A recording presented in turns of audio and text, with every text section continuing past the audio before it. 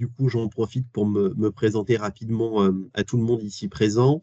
Du coup, je m'appelle Clément Sabarly, je suis le responsable chez Adviseo de l'animation de nos différents services et solutions logicielles en efficacité énergétique du bâtiment sur le Grand Ouest chez Adviseo, mais en particulier sur la région de Bretagne. Donc effectivement, c'est moi qui ai eu le plaisir de répondre à la sollicitation du GCS Bretagne dans la quête de la consultation cet été et de proposer du coup l'outil Savvy que nous développons chez Adviseo pour répondre aux besoins des différentes structures bretonnes et notamment des conseillers en transition écologique et énergétique en santé pour harmoniser et surtout simplifier toutes les notions autour de l'acquisition, de la centralisation et du traitement des données énergétiques, que ce soit via le biais financier des factures d'énergie, mais même de manière générale autour des systèmes d'acquisition de la donnée dans les bâtiments. Et donc, c'est exactement l'objet de la consultation du GCS et de l'acquisition d'un outil mutualisé à l'échelle de la Bretagne. Avant de vous montrer un petit peu l'outil, je présente mon écran. Vous me dites si c'est bon lorsque vous le voyez de votre côté. C'est bon, moi je le vois, Ouais, il n'est pas en plein écran pour l'instant. effectivement, je suis pas en plein écran. Hop. Pour juste réintroduire un petit peu qui nous sommes Adviseo vis-à-vis des participants aujourd'hui, ils nous identifient un petit peu mieux. Euh, Adviseo, nous sommes une entreprise qui est un mix entre le bureau d'études en efficacité énergétique du bâtiment et l'éditeur de solutions logicielles dédiées à la maîtrise de l'énergie. En l'occurrence, c'est pour cette compétence-là que nous avons été sollicités par le GCS Bretagne. C'est pour la plateforme logicielle que nous développons en propre pour automatiser le traitement de la donnée énergétique et son analyse. Adviseo, juste pour vous donner un ordre d'idée, on est plus que 100, on est 120 collaborateurs aujourd'hui, fin 2023, répartis vraiment de manière très territorialisée. Et donc, en l'occurrence, moi, je suis nantais et donc je me déplace assez régulièrement en Bretagne. Et on travaille, nous, côté Adviseo, c'est l'objet de cette slide précisément. Historiquement, depuis notre création, il y a 10 ans, parce que la société a été fondée en 2013, avec beaucoup d'acteurs de la santé, que ce soit dans le public et du privé.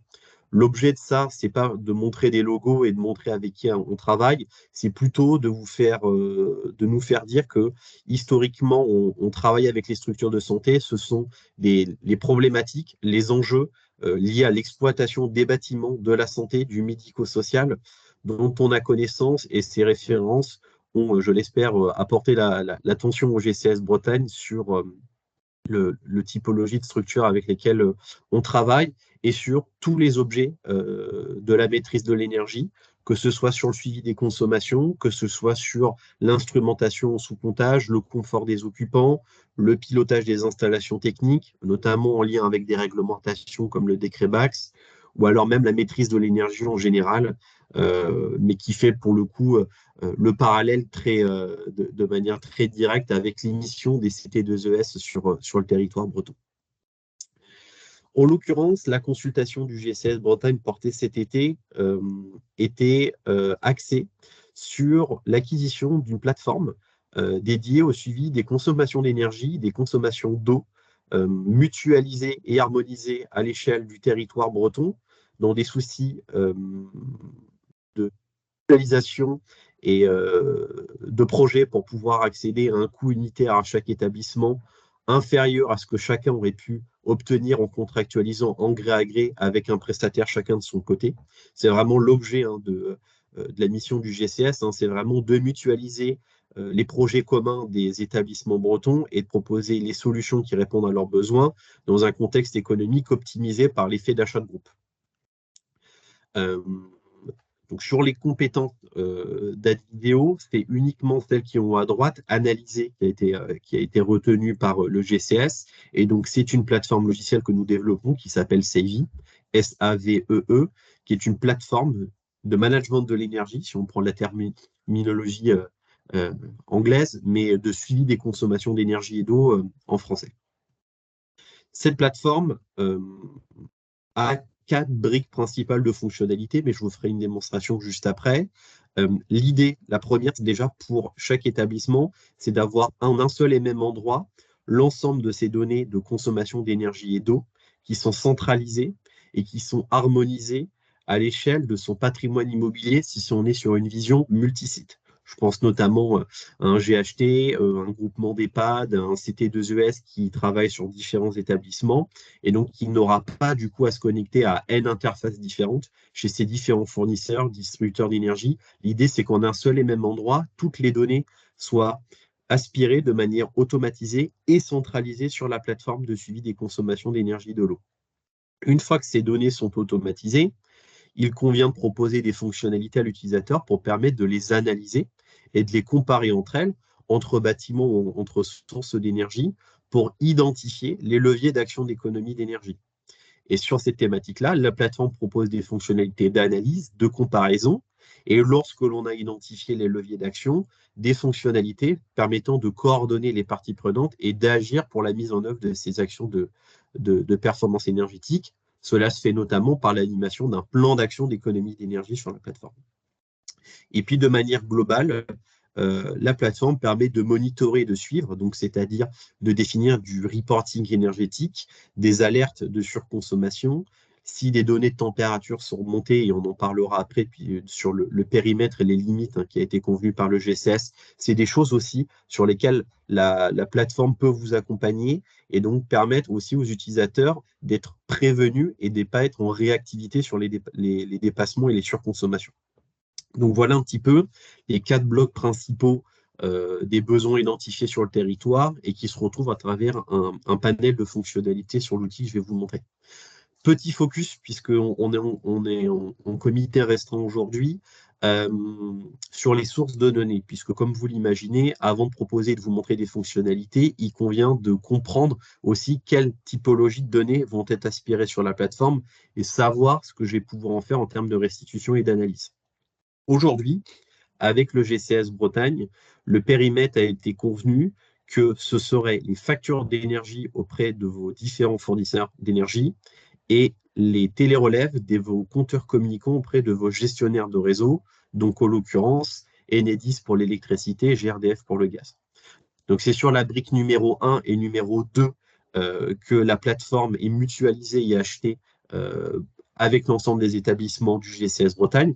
C'est pour ça que le questionnaire que M. Marchand vous fera parvenir pour identifier le périmètre de toutes les personnes intéressées, des questions sur vos fournisseurs d'énergie, le nombre de vos compteurs et de vos points de livraison, ainsi que vos gestionnaires de réseau sera demandé, puisque ça permettra justement de confirmer et de valider qu'on aura bien une saisie, une remontée automatique de toutes vos données auprès de vos fournisseurs et distributeurs d'énergie.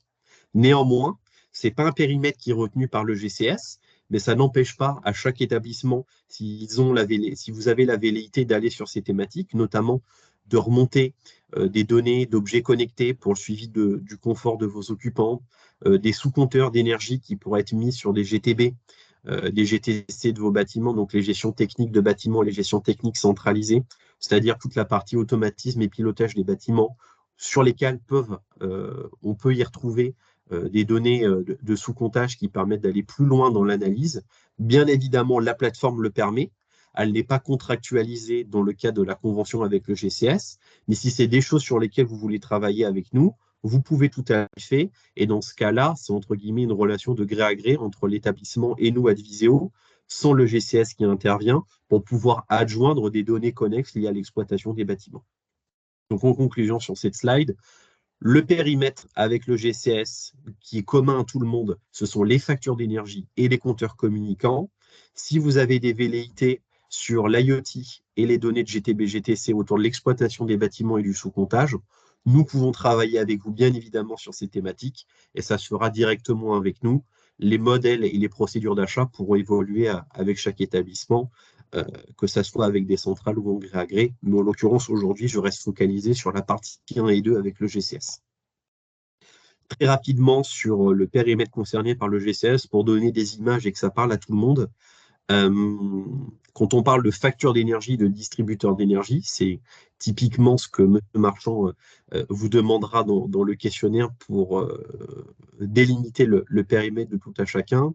Eh bien, c'est vraiment s'assurer fournisseur par fournisseur d'énergie qu'on puisse mettre en place un flux automatisé pour récupérer vos données, et de la même manière pour vos distributeurs d'énergie. Donc, il faudra être assez rigoureux dans votre manière d'identifier tous ces fournisseurs et tous ces distributeurs, puisque ce sera un des éléments prépondérants dans le cadre de la contractualisation pour déployer la plateforme harmonisée à l'échelle de l'ensemble des établissements intéressés. Hop. Et donc, je peux passer à la démonstration maintenant, sauf qu'il y a déjà des premières questions des personnes présentes. Je ne vois pas de main levée, il n'y a pas de questions dans le chat non plus. Donc, n'hésitez pas à poser vos questions ou à lever la main s'il y a des incertitudes ou des incompréhensions. Alors, je passe à la démonstration de l'outil de suivi des consommations d'énergie et d'eau. Donc, dans un premier temps, comment on accède à cette plateforme? Donc, l'idée, c'est que ce n'est pas un logiciel qui t'a téléchargé sur son ordinateur et installé. C'est une plateforme par laquelle on accède via son navigateur Internet avec un identifiant et un mot de passe. Donc, d'un point de vue interopérabilité et avec les systèmes d'information de toutes les structures présentes, il n'y a pas de problème. C'est-à-dire qu'à partir du moment où vous avez un accès Internet et un navigateur Internet, l'accès à la plateforme de suivi des consommations se fait n'importe où vous situez, sur n'importe quel appareil. La plateforme, ensuite, comment est-ce qu'elle est constituée? Elle est constituée de 3 blocs principaux.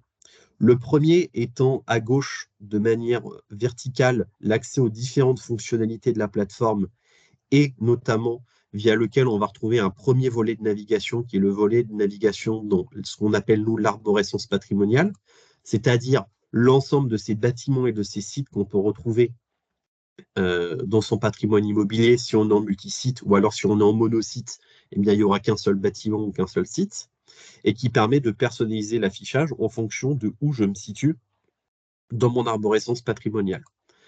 L'objet de la navigation dans cette arborescence patrimoniale, c'est notamment de pouvoir créer des groupes de bâtiments entre eux qui sont comparables par rapport à un dénominateur commun. Par exemple, les bâtiments qui sont assujettis au décret tertiaire, les bâtiments qui sont du soin versus des EHPAD, des bâtiments qui ont la même énergie de chauffage, qui sont par exemple sur du fioul, et d'autres qui sont en raccordement au réseau de gaz de ville. Et l'idée de créer de ces groupes de bâtiments, c'est permettre aussi aux utilisateurs qui sont sur des patrimoines multisites de pouvoir naviguer facilement à travers ceci, et donc de pouvoir aussi, à travers un jeu de droit et d'accès à la plateforme, de créer des accès à des utilisateurs selon des groupes de bâtiments qu'ils ont en responsabilité de cette manière. Les 2 autres blocs de la plateforme sont de manière horizontale en haut, une barre qui permet de naviguer à travers les différents tableaux de bord de la plateforme. En l'occurrence, aujourd'hui, je vais vous en montrer 2 principaux que sont le tableau de bord énergie et le tableau de bord budget. La personnalisation des périodes de données, l'édition de son profil pour pouvoir accéder à un certain nombre de paramètres. Et puis le dernier bloc principal, qui est le bloc graphique, qui permet de visualiser la donnée selon où l'on se situe dans les fonctionnalités, dans le tableau de bord ou dans l'arborescence patrimoniale. Je me mets sur une année complète finie, donc je vais me mettre sur 2022 pour vous montrer un petit peu l'état de la plateforme. Donc là, en l'occurrence, je me suis mis sur le nœud de l'arborescence le plus haut, c'est-à-dire que je vois les données agrégées à l'échelle de mes 33 bâtiments. En l'occurrence, si je me mets sur un bâtiment en particulier, je vais accéder aux données vraiment de celui-ci. Donc en l'occurrence, si je me mets sur mon EHPAD B, eh bien, je vais accéder aux données que de mon EHPAD. Qu'est-ce que je vois depuis mon tableau de bord énergie? Principalement, lorsque je vais sur un bâtiment, je vais retrouver une petite étiquette pour visualiser mon bâtiment. Ensuite, une étiquette qui me reprend les éléments principaux de mon bâtiment, donc notamment quelques attributs bâtimentaires de celui-ci, et la notion de comptage du bâtiment, c'est-à-dire quels sont les différents points de livraison ou points de comptage que je vais retrouver sur mon bâtiment avec les différents attributs de ceci sur la plateforme. De la même manière, pour les attributs du bâtiment, vous retrouvez et avez la possibilité de personnaliser un certain nombre de choses sur vos bâtiments, autour des images, des informations techniques, des attributs, donc notamment des surfaces de plancher, de l'assujettissement des craies tertiaires, le nombre d'étages, le nombre d'occupants, les amplitudes horaires qui sont assez intéressantes pour vous permettre de paramétrer des alertes en conséquence et qui sont entièrement libres à l'utilisateur de pouvoir paramétrer et personnaliser. Par ailleurs, je vous dis aussi que la plateforme euh, intègre un espace de gestion documentaire et donc la vision bâtimentaire vous permet notamment d'échanger des documents directement depuis la plateforme. C'est ce qu'on voit ici sur la partie importée des documents. Très J'aurais rapidement, dans peut-être le une tableau. question, moi, sur cet élément. Est-ce Oui. qu'on peut imaginer rentrer toutes ces données du bâtiment lors d'une visite avec une tablette? Alors, la plateforme, étant donné qu'elle est en mode navigateur hébergé, en fait, si l'utilisateur, lui, a une tablette avec une connexion Internet, eh ben, il utilise la plateforme en se connectant depuis Internet sur sa tablette et en remplissant les champs directement sur la partie éditée, en les remplissant à la main, comme moi je le ferai avec mon ordinateur, mais de manière tactile sur sa tablette. D'accord. Voilà, ça fonctionne de cette manière-là et c'est l'objet aussi du développement d'une plateforme en mode hébergé sur un navigateur Internet, c'est que ça permet du coup un utilisateur qui a une tablette mais qui n'a pas besoin de télécharger d'application de pouvoir faire ses saisies manuelles sur site lors d'une visite. Ce qu'on voit ensuite rapidement sur le tableau de bord énergie, c'est ensuite des premiers graphiques autour des bilans de consommation d'énergie. On retrouve notamment la performance énergétique. Donc la performance énergétique est libre à définir par l'utilisateur dans le volet d'administration bas. Globalement, aujourd'hui, quand on parle de performance énergétique de bâtiment, c'est sensiblement les objectifs à atteindre dans le cadre du décret tertiaire. Néanmoins, si les établissements ont des objectifs qui sont propres en matière de performance énergétique, bien évidemment, d'autres cibles et objectifs peuvent être définis pour pouvoir suivre la performance précisément autour de ceci.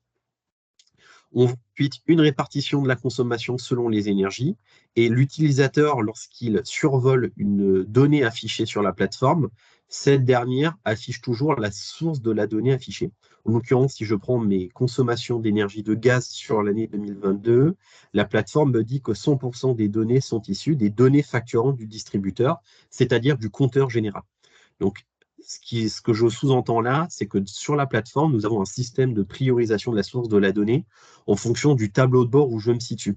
En l'occurrence, sur un tableau de bord énergie, je veux afficher du kilowattheure, du mégawattheure, du gigawattheure. Et donc, la donnée la plus fiable pour afficher la consommation d'énergie, ce sont les données facturantes de vos compteurs concessionnaires.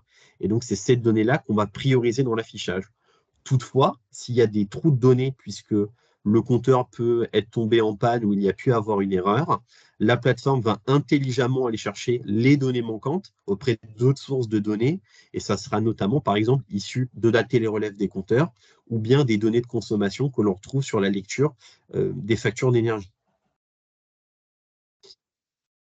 Lorsque je déroule un petit peu mon tableau de bord énergie sur mon EHPAD, je retrouve notamment un bilan des consommations d'énergie sur la période sélectionnée en haut comparée à l'année N-1, la possibilité donc de pouvoir suivre les bilans et l'évolution des consommations d'énergie comparées, tout en ayant la possibilité d'afficher les degrés jours unifiés et les degrés jours froids pour intégrer la rigueur climatique dans l'analyse des bilans de consommation d'énergie.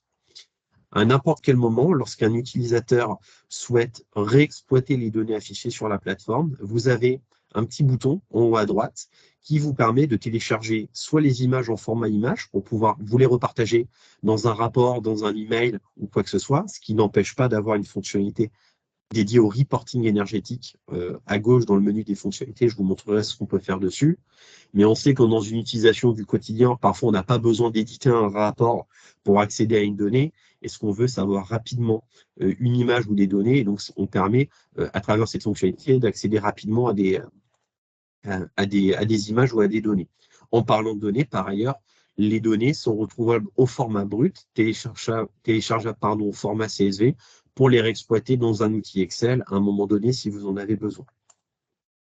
L'affichage de la donnée peut se faire d'ailleurs également en vision cumulée ou en version tableur si vous en avez besoin pour faire du bilan en format tableau et vous pouvez toujours exporter les données sous les différentes formes de représentation de celles-ci. Ensuite, on accède à une évolution des bilans annuels des consommations d'énergie. Donc là, c'est plutôt sur du reporting pluriannuel pour voir les évolutions des consommations d'énergie annuelles par rapport à une évolution sur des travaux qui ont pu être réalisés sur un bâtiment ou sur une modification de son usage avec de la sensibilisation des occupants, plus ou moins un nombre de lits qui a pu évoluer dans le temps. Et donc, ça permet de faire une évolution et un suivi des consommations d'énergie annuelles. Ensuite, sur le tableau de bord énergie, au niveau de mon EHPAD, je retrouve son étiquette de performance énergétique qui est calculée à partir de la valeur étalon sur sa typologie de bâtiment sur la base ADEME et sur la performance énergétique, donc en kilowattheure d'énergie primaire par mètre carré par an, en fonction de son bilan. Et donc, ce qui permet rapidement d'avoir une étiquette énergie sur où est-ce qu'on se situe par rapport à la performance de mon bâtiment versus une valeur étalon fournie par l'ADEME sur la performance de ce type de bâtiment. Un bilan des actions, je vous montrerai ce qu'on fait dessus, et puis un bilan énergétique, cette fois-ci détaillé en dessous par rapport à des indicateurs qui sont personnalisables pour chacun d'entre vous, sensiblement celui qui est le plus utilisé à travers tous les exploitants de bâtiments en France reste quand même l'indicateur de performance surfacique et de performance par nombre d'occupants.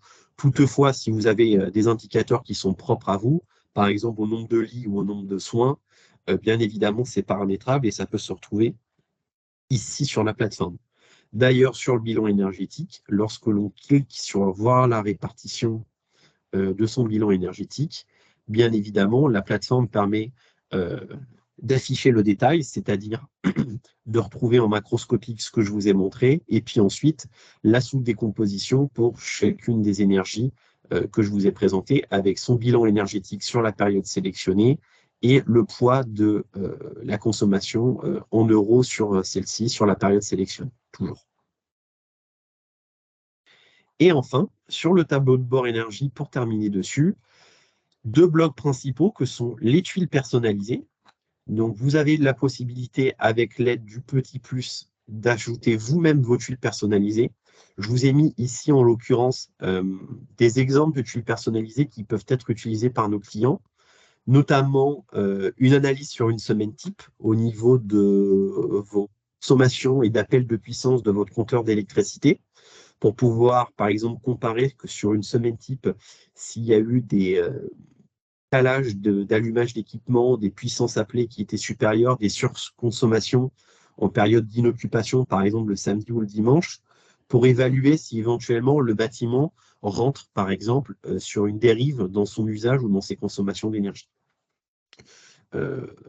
Les autres typologies de tuiles personnalisées qui sont par exemple imaginables, c'est des tuiles personnalisées sur des bilans de consommation d'énergie journaliers, donc qui vous permet par exemple d'afficher toutes vos sources de données de consommation d'énergie en cumulé et de pouvoir les voir évoluer dans le temps. Et par exemple, ce qu'on voit ici, c'est que sur cet exemple, par exemple, il y a eu une consommation de gaz qu'on ne retrouve pas habituellement sur une semaine type que le week-end. Et donc, il convient peut-être d'identifier pourquoi on a une surconsommation de gaz. C'est peut-être une chaudière de rattrapage qui a pris. Il y a peut-être un équipement qui a été équipé qui n'a pas été éteint, et donc qui permet d'analyser ce genre de choses. Et puis, donc là, c'est vraiment dans le périmètre de données du GCS, sur de la donnée vraiment facture fournisseur, données distributeur.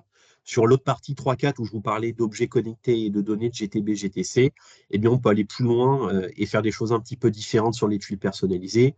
Par exemple, remonter des centres de température dont je vous parlais tout à l'heure, se définir un seuil bas et un seuil haut et pouvoir visualiser en temps réel ma sonde de température si je suis en dépassement supérieur ou en dépassement inférieur, par exemple à des seuils. De la même manière pour le suivi de l'ECS dans le cadre de la Légionnelle, par exemple, ou sur le confort des occupants pour des EHPAD où vous avez des enjeux de température des occupants. Et puis pour terminer sur le tableau de bord énergie, la même rubrique que les tuiles personnalisées, mais ce qu'on va appeler nous du coup les indicateurs de performance énergétique. Toujours le petit plus à droite pour créer vous-même vos indicateurs personnalisés en format valeur ou en format jauge. Donc le format jauge, c'est ce qu'on retrouve à gauche. Et les formats de valeur, c'est juste des indicateurs numéraires qui sont définis. Et donc là, vous avez la possibilité d'en créer vous-même ou de modifier des existants sur les typologies d'analyse dont vous avez besoin de manière très très simple, hein, en donnant un nom à votre indicateur, en sélectionnant vos sources de données et les énergies que vous souhaitez analyser, les seuils, les énergies, et, euh, et donc pouvoir créer vous-même du coup vos tuiles sur des seuils personnalisés, des couleurs, des cibles, et donc avoir des indicateurs qui vous permettent rapidement de savoir où se situe votre site par rapport aux objectifs que vous êtes fixés. Donc ça, c'est le tableau de bord énergie en version bâtimentaire, en version site. Bien évidemment, comme vous l'imaginez, si je me mets à l'échelle la plus haute sur mon patrimoine immobilier, je retrouve le même tableau de bord, mais avec les données agrégées de l'ensemble de mes sites. Mais je retrouve de la même manière toujours les mêmes choses sur la plateforme. Je bascule sur le tableau de bord budget. Je reste en multisite, comme ça va nous permettre de voir des budgets assez importants.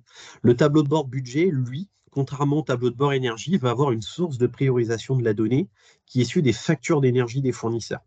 Donc, ce qu'on cherche à afficher ici, c'est des euros. Quelle est la donnée la plus fiable pour afficher des euros? Ce sont les factures d'énergie récupérées chez vos fournisseurs d'énergie. Et donc, c'est comme ça qu'on affiche de la donnée financière. Bien évidemment, si les factures fournisseurs sont en retard sur le dépôt de vos espaces clients ou n'ont pas été, où il y a eu des rattrapages ou alors ça arrive que semestriellement, ça n'empêche pas à la plateforme de pouvoir projeter le budget de consommation sur la base des factures précédentes et des consommations qui, quand même, elles, ont continué d'être relevées par vos compteurs communicants, par exemple pour l'électricité. L'accès au tableau de bord budget permet bien évidemment, comme dans le cadre du tableau de bord énergie, d'accéder à des bilans sur le poids que représentent les énergies et les fluides sur la consommation, sur la facture d'énergie, par exemple. Et par exemple, tout à l'heure, on suivit un objectif de performance énergétique. Et bien, dans le cadre du budget, vous pouvez vous définir un atterrissage budgétaire, c'est-à-dire un budget d'énergie sur l'année suivante, et pouvoir suivre vos dépenses par rapport à ce budget et suivre dans le temps si vous êtes en dépassement ou inférieur au budget que vous étiez fixé. Si vous êtes en dépassement, ça va vous permettre d'anticiper les rallonges budgétaires liées au budget énergie dans le cadre de vos organisations. Si vous êtes en deçà de ce que vous étiez fixé, ça va vous permettre sur l'écart de peut-être faire une réattribution du budget énergie pour justement de l'investissement en efficacité énergétique. Et lorsque l'on va dans le détail, l'atterrissage budgétaire, comment est-ce qu'il est défini sur la plateforme? De différentes manières, soit sur la base des consommations réelles financières de l'année N-1, et c'est ce qui définit le budget de l'année N+1. Si vous avez des bordereaux de prix unitaires et que vous identifiez d'ores et déjà vos consommations, vous pouvez vous-même les définir sur la plateforme en initialisant votre budget énergie, en remplissant vous-même bâtiment par bâtiment, compteur par compteur d'énergie et mois par mois, si vous le souhaitez, chacun de vos budgets énergie sur la base de vos BPU chez vos fournisseurs et des consommations de votre année N-1 ou de ce que vous projetez en consommation sur l'année suivante, si vous avez une revisite de vos activités ou par exemple un agrandissement de bâtiment ou des travaux ou que sais-je. Donc l'idée qu'il faut quand même se dire, c'est que c'est quand même un gros travail de paramétrage, cette partie atterrissage budgétaire, il faut quand même le dire aux personnes qui souhaiteront le faire. C'est pour ça que nous, par défaut, on propose le budget énergie de l'année suivante sur la base du réel consommé en année N-1, ce qui permet à tout le monde de démarrer dans tous les cas avec un budget énergie. Et puis vous, ensuite, si vous souhaitez l'optimiser pour qu'il colle un petit peu plus au réel de ce que vous avez prévu, eh bien, vous pouvez vraiment le personnaliser bâtiment par bâtiment, type d'énergie par type d'énergie, et voire même mensuellement. Et on retrouve ensuite toujours en dessous ce que vous voyez dans le tableau de bord énergie, mais avec cette fois-ci des euros. Donc des euros par énergie, en facturé, en prix unitaire, en écart budgétaire, et des indicateurs notamment d'euros par mètre carré par an ou par nombre d'occupants.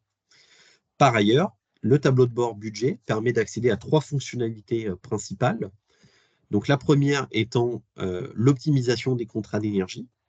Donc, qu'est-ce que l'optimisation des contrats d'énergie? Ça concerne uniquement vos contrats d'électricité avec vos fournisseurs d'électricité, où effectivement, nous allons pouvoir récupérer auprès de vos factures fournisseurs les puissances souscrites que vous avez convenues avec votre fournisseur sur les différentes tranches saisonnières de votre compteur d'électricité. Nous, sur la télérelève de vos compteurs auprès de votre distributeur d'électricité, donc en l'occurrence vos compteurs Linky chez Enedis, nous allons pouvoir récupérer les puissances maximales atteintes sur chacune de ces différentes tranches saisonnières. Et donc, le système va être en capacité de pouvoir vous proposer une modification de puissance sur les différentes tranches saisonnières, vous permettant une optimisation de votre tarif d'acheminement de l'électricité. Donc, en l'occurrence, on parle du TURP, précisément pour ceux qui connaissent cette taxe liée à l'acheminement de l'électricité. Donc, cette première fonctionnalité sur le tableau de bord budget ne permet pas de faire des économies d'énergie à proprement parler, mais permet de faire des économies déjà financières sur la base de l'optimisation de l'acheminement de l'électricité. Donc, je vous le redis, l'analyse des puissances maximales atteintes sur les 12 derniers mois glissants, la comparaison par rapport à ce qui est souscrit au contrat avec votre fournisseur d'énergie, l'analyse des dépassements ou des non-dépassements de puissance souscrite sur les différentes tranches saisonnières et une proposition de modification de puissance souscrite. Et donc ça se retrouve bien évidemment en monosite comme en multisite si vous avez plusieurs bâtiments. La deuxième fonctionnalité du tableau de bord budget, ce sont les factures non parvenues en comptabilité. Étant donné que nous sommes connectés à votre espace client pour pouvoir récupérer vos factures et l'énergie de manière automatisée, c'est pour ça qu'il faudra bien nous dire quels sont vos fournisseurs pour pouvoir vous garantir cette connexion. Eh bien, on va pouvoir connaître votre rythme de facturation auprès de votre fournisseur d'énergie. Et donc, pouvoir vous alerter lorsque des factures n'ont pas été déposées sur votre espace client, qu'elles n'ont donc de facto normalement pas été émises à vous au moment donné, et donc vous permettre d'être vigilant sur ces factures non parvenues et pouvoir anticiper les éventuelles factures de relance ou de rattrapage que peuvent avoir parfois tendance de faire certains fournisseurs d'énergie. Et enfin, la dernière fonctionnalité, c'est l'écart de la facturation. Donc, en l'occurrence, ici, il n'y a pas d'écart de facturation à vous montrer. Mais à quoi sert cette fonctionnalité? On sait ce que vous consommez au niveau de vos compteurs d'énergie. On sait quel est le prix qui est négocié avec votre fournisseur d'énergie. Donc, euros par kilowattheure de consommation d'électricité sur chacune des tranches saisonnières. Et bien, sur la base de cette analyse de votre souscription et de votre consommation, on est en capacité, en lisant vos factures, de pouvoir analyser et contrôler si ce que vous facture votre fournisseur, c'est le bon calcul et le bon index que ce qui est récupéré par rapport à votre distributeur d'électricité.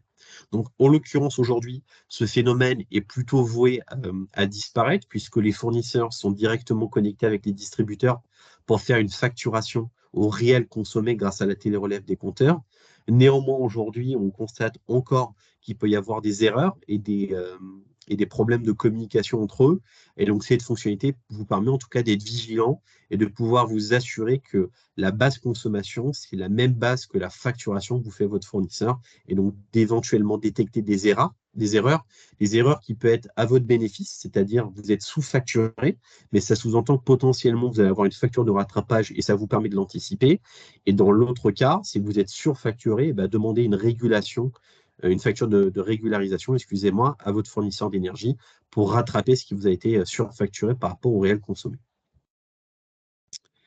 Est-ce que sur la présentation de ces deux premiers tableaux de bord, énergie et budget, et ces premières fonctionnalités, il y a des premières questions ou pas? Bon, a priori, non. Exactement. Et donc, je poursuis la démonstration, et cette fois-ci, je vais m'attaquer plutôt au menu à gauche des différentes fonctionnalités. Celle qui, je pense, va vous intéresser, c'est la fonctionnalité données. Dans la fonctionnalité données, vous allez pouvoir retrouver ce que je vous ai montré tout à l'heure, les 4 grandes familles de données, c'est-à-dire les factures fournisseurs. Donc là, en l'occurrence, on est connecté à l'espace client et on récupère de manière automatisée la facture. Donc imaginez qu'à la place du nuage, puisque là je suis en compte de démonstration anonymisée, j'ai la facture au format PDF et les champs de la facture au format PDF est saisi de manière automatisée sur la plateforme, et c'est ce qu'on retrouve au travers du détail de facturation. Les autres données que l'on retrouve sur la plateforme, c'est ce que nous on appelle la télérelève. Donc, c'est toutes les données qui sont issues des compteurs communicants.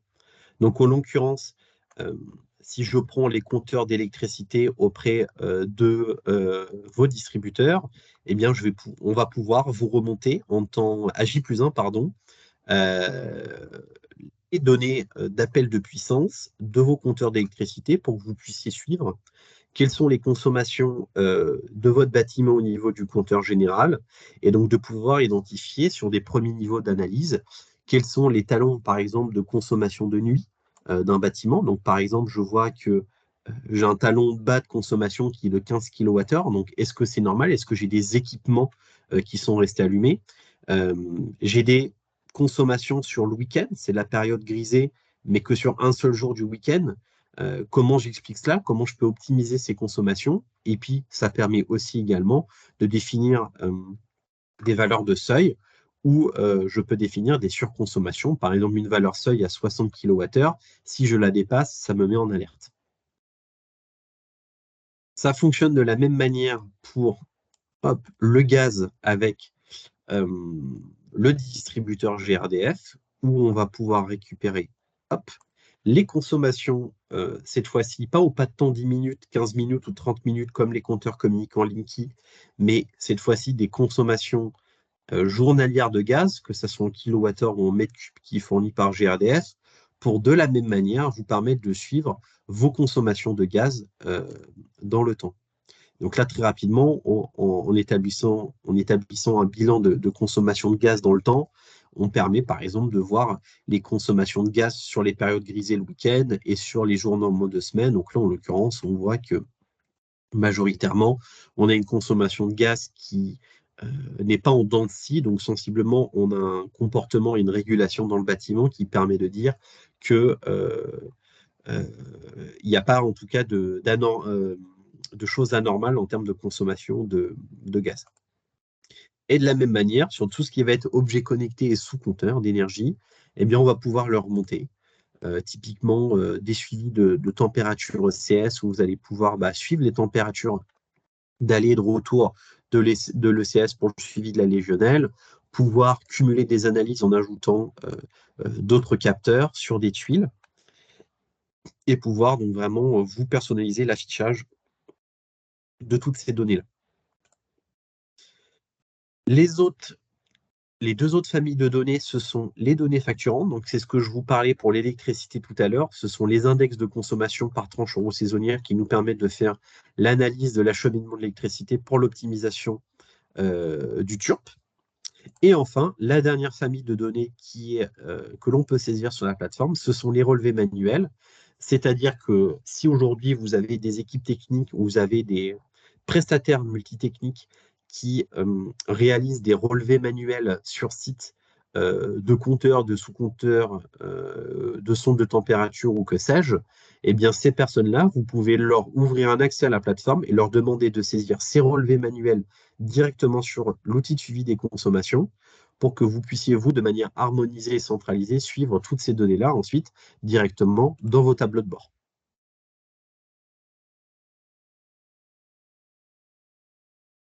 En parlant de données, je vais sur la fonctionnalité qualification de la donnée.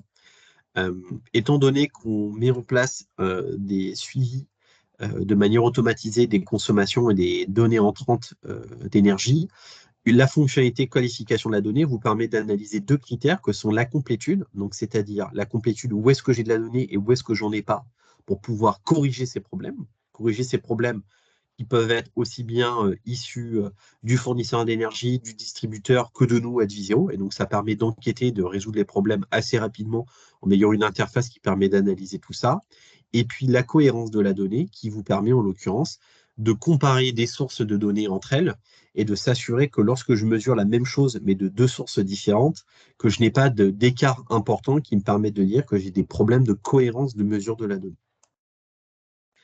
Dans mes fonctionnalités, j'ai quelque chose d'assez ludique, mais qui est plutôt à destination des gestionnaires qui ont, entre guillemets, des patrimoines avec plusieurs bâtiments, hein, 3, 4, 5, une dizaine, qui permet sous une carte en fait, d'afficher ces sites et ensuite de pouvoir les comparer entre eux sur la base d'un certain nombre d'indicateurs et avec un code couleur de pouvoir identifier le top flop des bâtiments qui sont performants et pas performants pour pouvoir éventuellement prioriser ces prochaines actions, sur identifier quelles sont les raisons du flop de ces bâtiments, donc pourquoi ils sont énergivores par rapport aux autres, et de pouvoir prioriser ses investissements et ses efforts sur ceux-ci.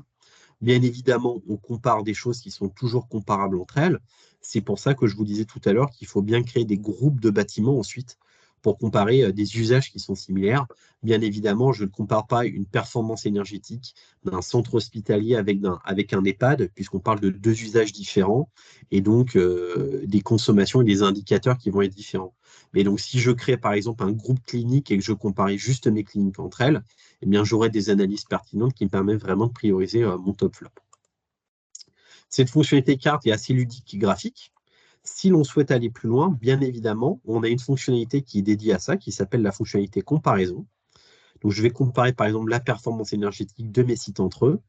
Et donc, je vais pouvoir, du coup, sur la base de la moyenne de mes abscisses et de mes ordonnées, comparer mes sites entre eux, donc la consommation d'énergie totale annuelle, en fonction de la performance énergétique surfacique. Et donc, vous voyez, avec ces deux barres, donc horizontales et verticales, je viens de segmenter en 4 mon patrimoine immobilier, avec en haut à gauche les bâtiments qui consomment beaucoup, mais qui sont très performants, donc sur lesquels identifier des actions de performance énergétique va être relativement difficile. Mais si j'arrive à mettre en place ces actions, je vais faire des économies d'énergie importantes, puisque j'étais sur un bâtiment qui consommait beaucoup. En bas à gauche, j'ai les bâtiments qui ne consomment pas beaucoup et qui sont très performants. Donc, en l'occurrence, je n'ai pas d'intérêt à prioriser mes investissements, mes efforts sur ces bâtiments-là, en tout cas comparés par rapport aux autres, mais je dois juste m'assurer que ceux-ci ne rentrent pas en dérive énergétique dans le temps. Donc, je vais plutôt mettre sur ceux-là en place des alertes et du reporting énergétique pour m'assurer qu'ils ne rentrent pas en dérive dans le temps. En haut à droite, j'ai les bâtiments qui consomment beaucoup et qui ne sont pas performants. Donc cela, par exemple, c'est sur ce quart-là que je vais prioriser tous mes efforts et mes investissements, puisque je vais pouvoir trouver beaucoup d'actions d'économie d'énergie, et ces actions vont me faire beaucoup d'économie d'énergie, puisque j'étais sur des bâtiments qui consommaient beaucoup. Donc je vais avoir des notions de retour sur investissement qui vont être très importants et qui vont permettre d'obtenir des gains financiers très rapides et importants. Et puis la dernière famille de bâtiments issus de cette analyse, c'est les bâtiments qui ne consomment pas beaucoup et qui sont peu performants. Donc, c'est ceux qu'on retrouve en bas à droite, donc sur lesquels j'ai beaucoup d'actions à mettre en place, mais ça ne va pas me faire beaucoup d'économies d'énergie. Donc, je vais avoir des notions de temps de retour sur investissement qui vont être plus longs que ce qu'on peut attendre normalement sur des actions type comme on pourra avoir l'isolation de pointes singuliers, du désembouage de radiateurs, l'isolation de plancher bas. Je vais avoir des temps de retour sur investissement qui vont être plus longs que ce qu'on pourrait attendre sur ce genre d'action. Et donc, sensiblement, des plans qui sont d'investissement qui sont à prendre d'une manière différente avec des retours sur investissement attendus à plus long terme et qui ne sont peut-être pas à prioriser par rapport à ceux qui sont en haut à droite ou en haut à gauche sur mes bâtiments. Et puis ensuite, ces bâtiments-là, une fois que j'ai fait cette analyse-là, je peux les classer, bien évidemment, sur le poids qui représente chacun d'entre eux sur la facture énergétique totale de mon patrimoine. Donc, en l'occurrence, hein, c'est ce qu'on voit ici, une version cumulée, où les bâtiments affichés là à l'écran, jusqu'à donc de l'EHPAD L jusqu'à la résidence K, représentent en fait 60% de ma consommation d'énergie de mon parc bâtimentaire. Et donc, je sais qu'en tout cas, c'est sur cela que je peux potentiellement avoir un impact important sur mes consommations d'énergie globales. La fonctionnalité alerte dans le menu de gauche, je n'ai pas de fonctionnalité paramétrée, donc je vais juste vous en dire deux mots.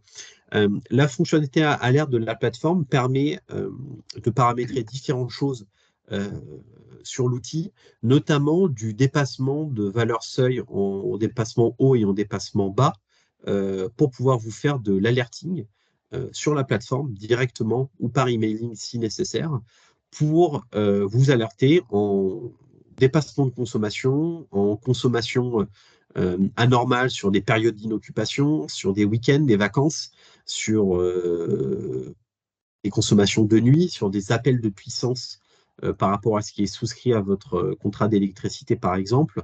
Et donc, ces alertes vous permettent, vous, d'être en réactivité par rapport à ces dépassements pour pouvoir enquêter et résoudre celles-ci à travers la plateforme.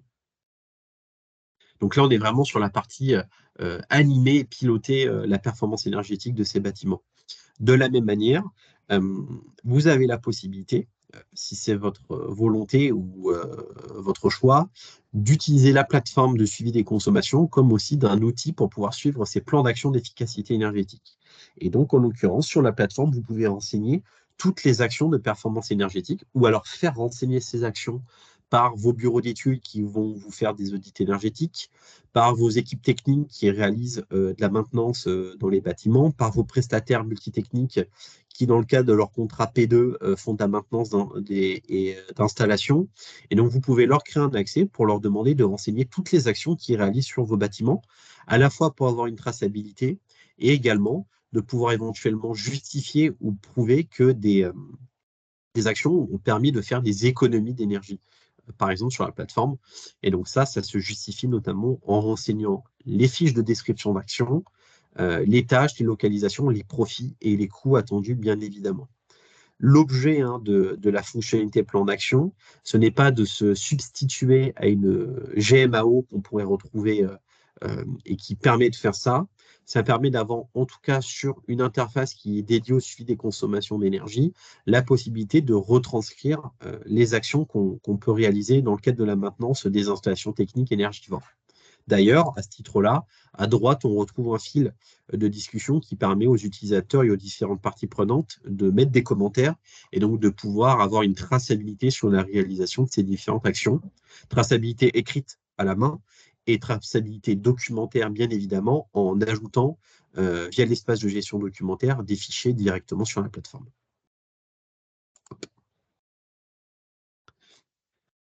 Hop, point de livraison, pas besoin d'aller dessus. C'est en fait la base de données de l'ensemble des points de comptage de la plateforme, mais on n'a pas besoin d'y accéder puisqu'on les retrouve directement depuis le tableau de bord énergie ou directement depuis la fonctionnalité données en se mettant au niveau de son bâtiment. Donc par exemple, si je reprends les pads B tout à l'heure sur lequel nous étions et que je vais dans données, eh ben, je retrouve toutes les sondes de télérelève de ce bâtiment-là. Et donc, je retrouve directement mon compteur d'électricité où j'accède au paton horaire à la télérelève de mon compteur. La fonctionnalité rapport vous permet aux utilisateurs de pouvoir planifier des rapports sur la base de tableau de bord, la base du périmètre bâtimentaire que je retrouve en haut à gauche, comme je vous le montrais tout à l'heure, et sur des périodes sélectionnées.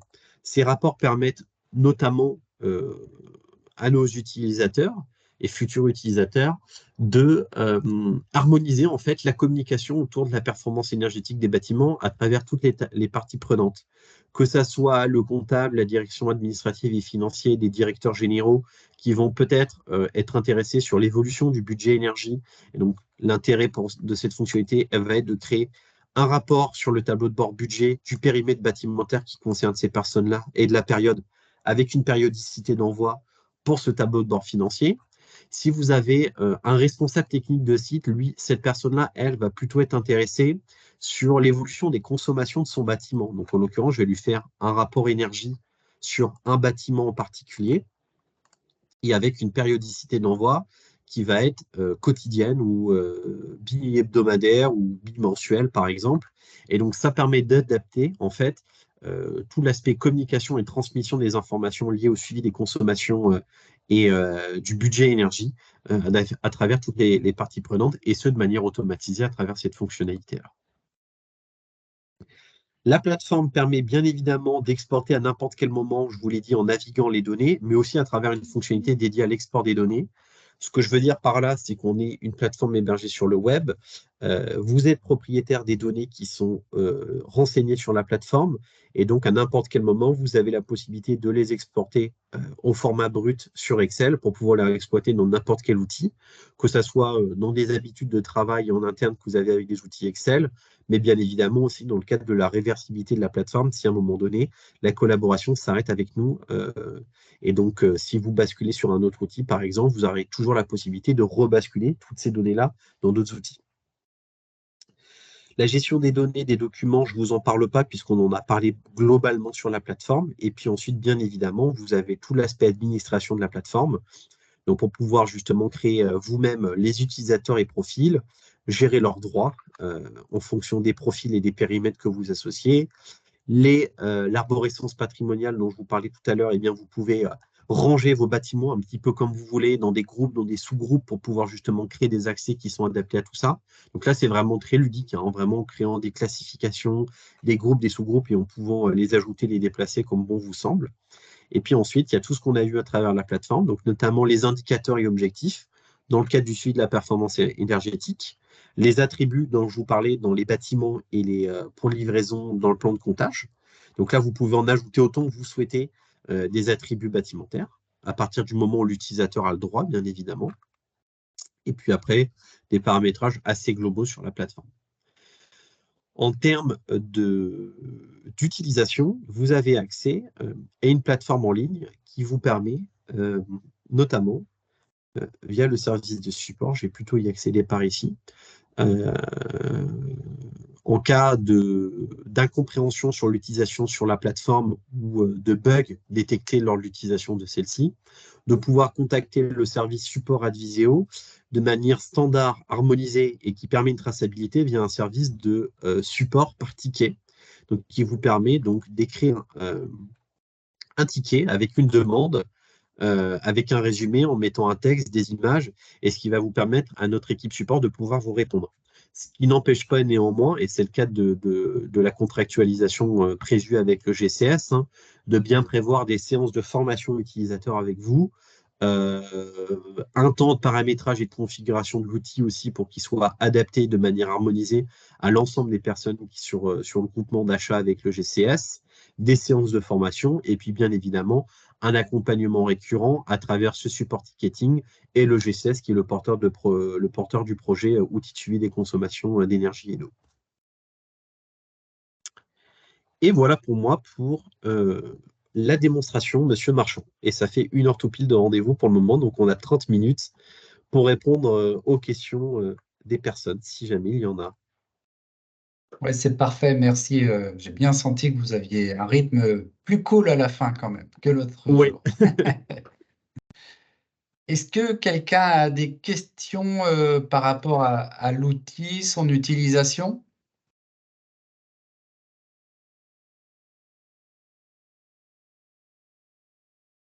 Je crois que j'ai été Non. très clair, donc je progresse par rapport à la dernière fois, c'est ce qu'il faut se dire. Ok.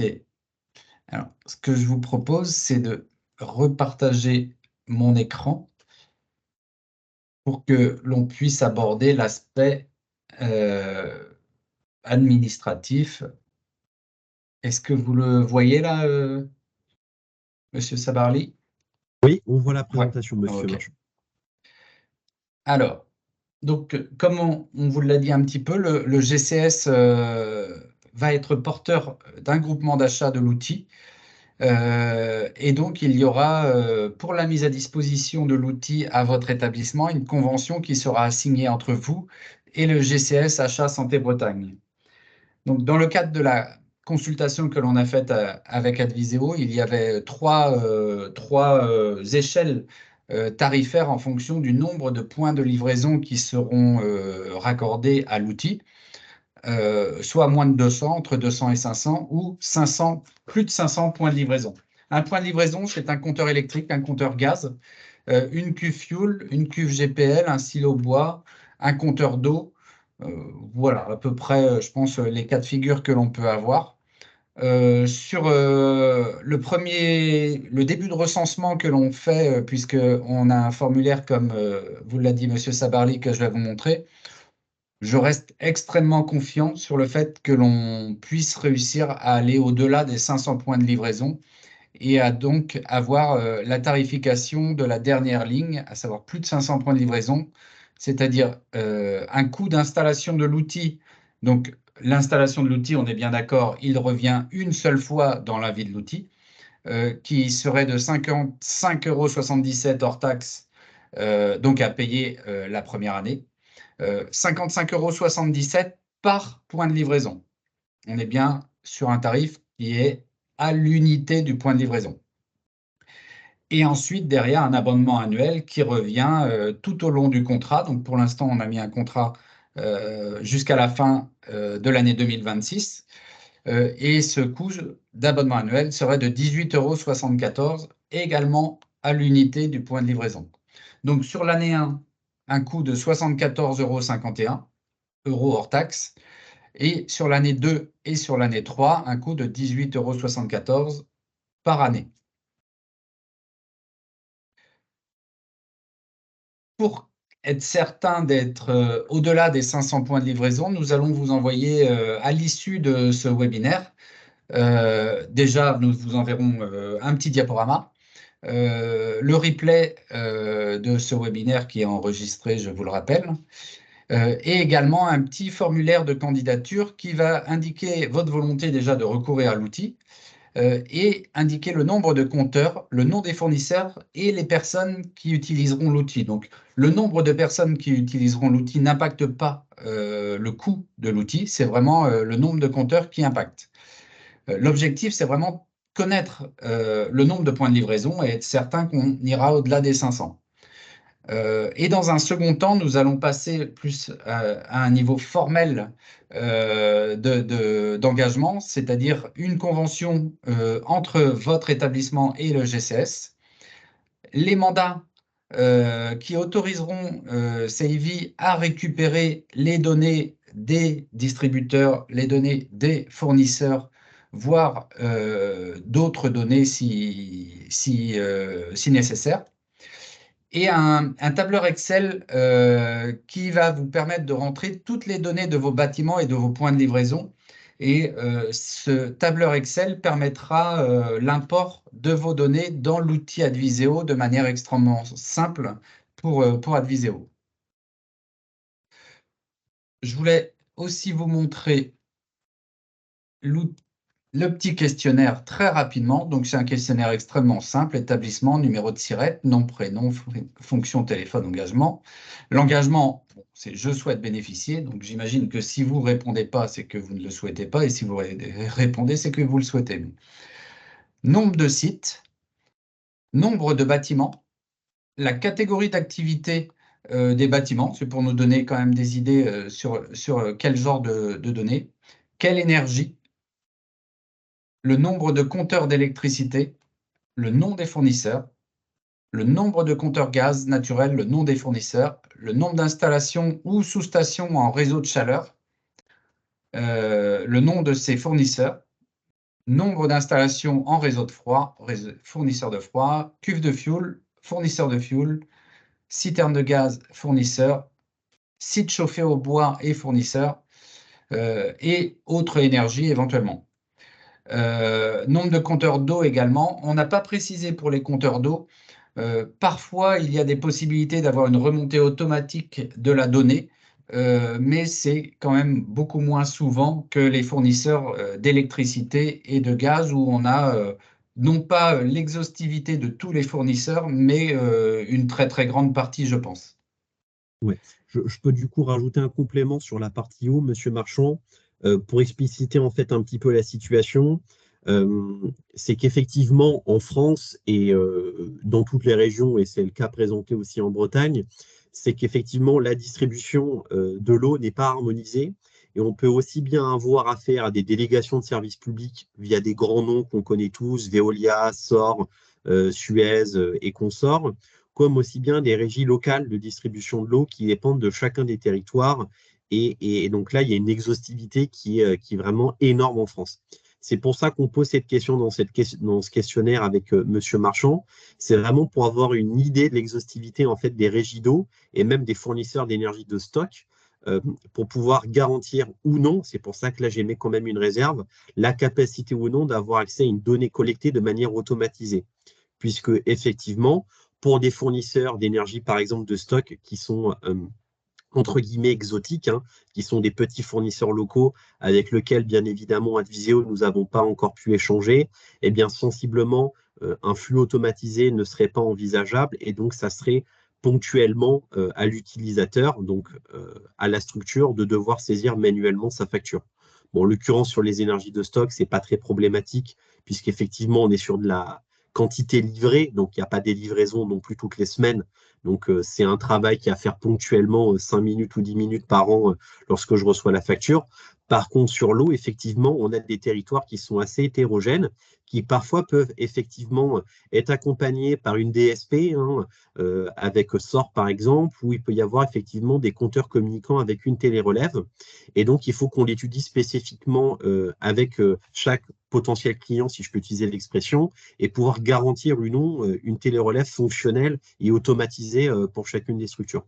Donc, j'insiste vraiment sur vraiment ce travail un petit peu d'enquêteur que vous devrez faire, de bien déterminer vraiment tous vos fournisseurs pour chacune des énergies, pour chacun de vos fluides, et en particulier pour l'eau, en l'occurrence, sur la régie en fait qui est en charge de la distribution de l'eau. Merci de cette précision. Et enfin, les contrats d'énergie, est-ce que vous êtes propriétaire de vos contrats ou est-ce que vous êtes plutôt vous passez via un exploitant? Et quels seront les utilisateurs de l'outil? Voilà. Donc un petit formulaire qui ne vous prendra pas beaucoup de temps à répondre, mais qui permettra de valider le fait qu'on ait plus de 500 points de livraison. Et derrière, qui nous permettra à nous, GCS et Adviseo, de formaliser les engagements de chacun des établissements. Je réinsiste sur le P1. Pourquoi on pose cette question? C'est pas parce qu'on est curieux de savoir comment vous gérez l'énergie.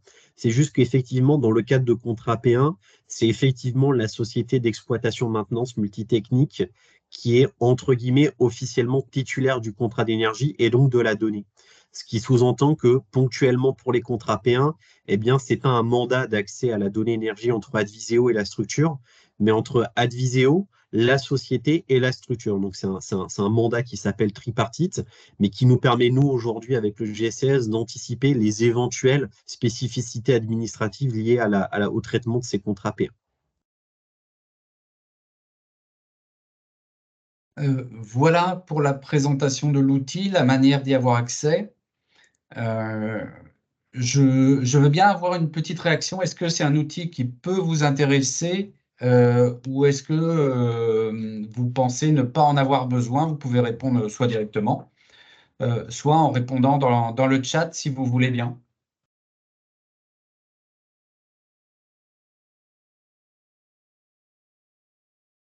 Ça me permettra à moi de savoir s'il y a vraiment quelqu'un derrière les noms des gens qui sont connectés parce qu'on ne vous a pas beaucoup entendu. Oui, bonjour. Bonjour. Vous m'entendez, oui. Oui, parfaitement. Oui, un outil très important. Nous n'avons pas, nous, sur notre établissement, donc le centre hospitalier du Penthièvre et du Toulouse, dans les Côtes d'Armor, et qui répond parfaitement. Alors, je n'ai pas réagi pendant la présentation parce que tout a été dit. C'était clair. Et non, oui, effectivement, nous avons pas de GMAO, nous avons des GPC, mais on n'a pas forcément les synthèses qui nous permettent de voir les évolutions et ce qui est proposé dans les données.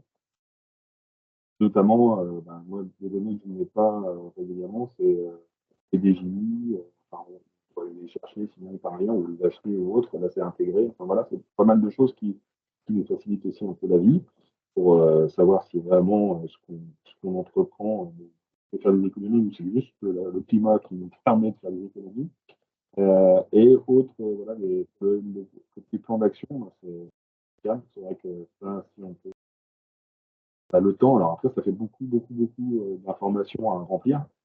C'est aussi quelque chose qu'il faut. C'est un outil pour lequel, au démarrage, peut-être, on aura un peu suivi de consommation et au fil du temps, il faut essayer de se l'approprier et de le faire vivre. La problématique de ce genre d'outil, c'est surtout ça, c'est d'avoir le temps de le faire vivre.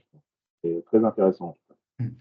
Mais c'est vrai que il peut faire gagner du temps sur un établissement qui avait déjà un suivi de consommation d'énergie, mais qui le faisait quelque part manuellement.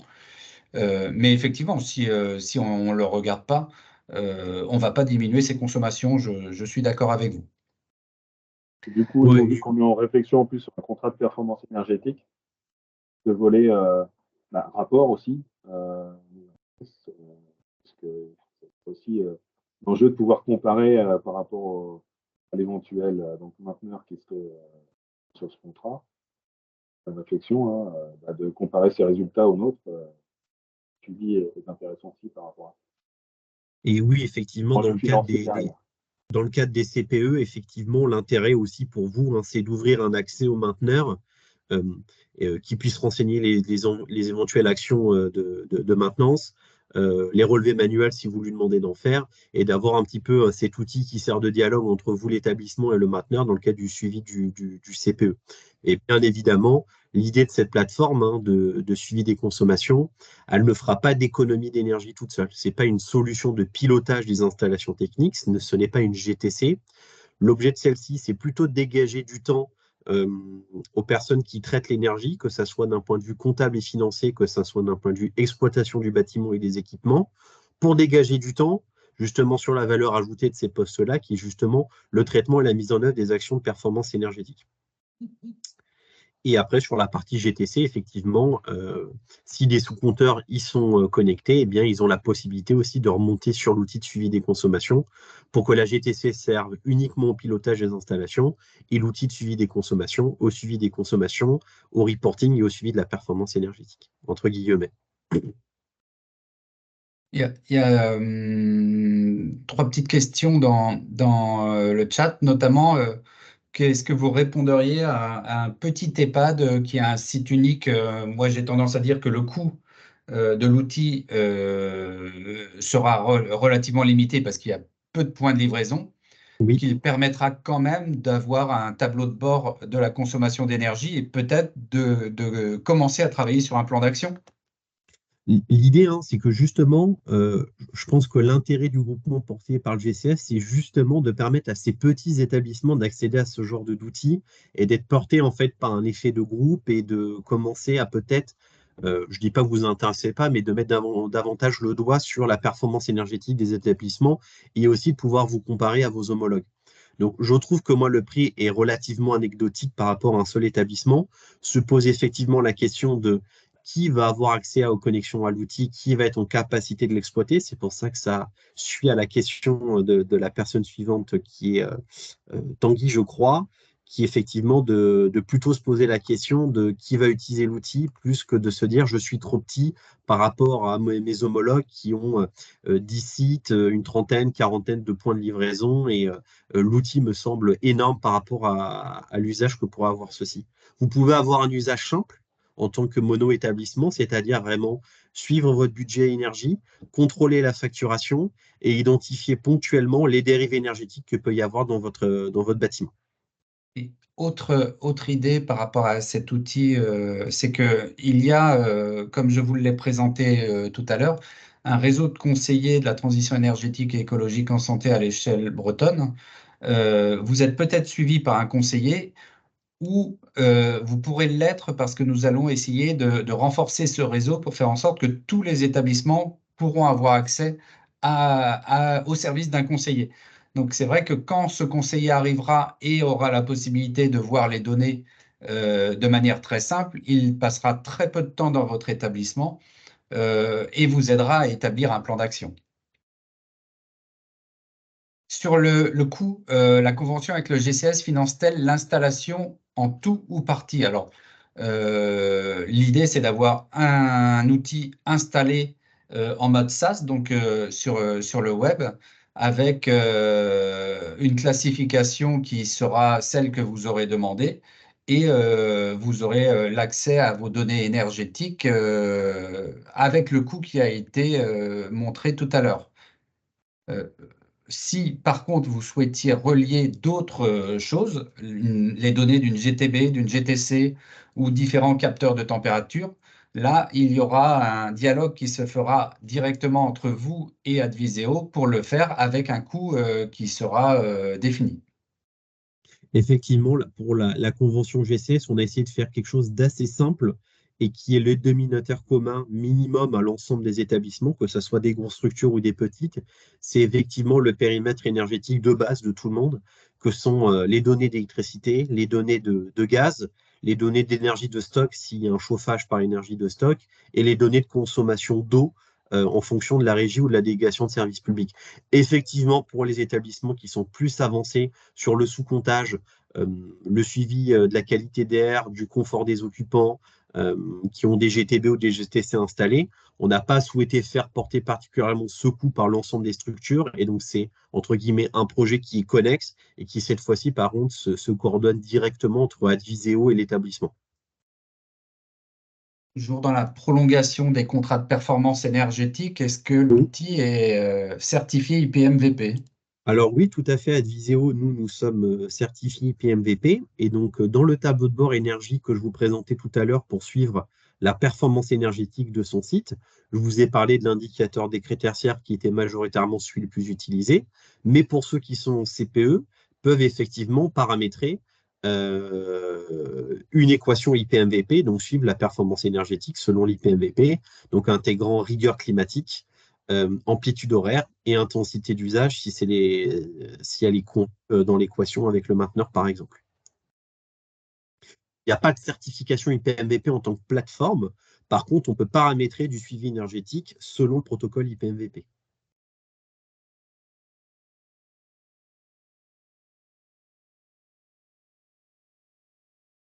Ok, je crois que nous avons fait le tour des questions du chat. Euh, je vais vous envoyer à l'issue de cette réunion la présentation de Monsieur Sabarly, la mienne, le formulaire et le replay. Je reste à votre disposition pour toute question que vous n'auriez pas eu le temps ou l'idée de poser à ce moment-là, ou pour des échanges téléphoniques. N'hésitez pas. Merci de votre présence. Merci Clément de cette présentation. Et maintenant, je vous souhaite bonne fête de fin d'année et au plaisir d'échanger avec vous l'année prochaine. Bonne fin de journée à tous. À bientôt. Merci. Merci, Monsieur Marchand. Merci à tout le monde d'avoir été présent. Bonne semaine et bonne fête de fin d'année. Merci également.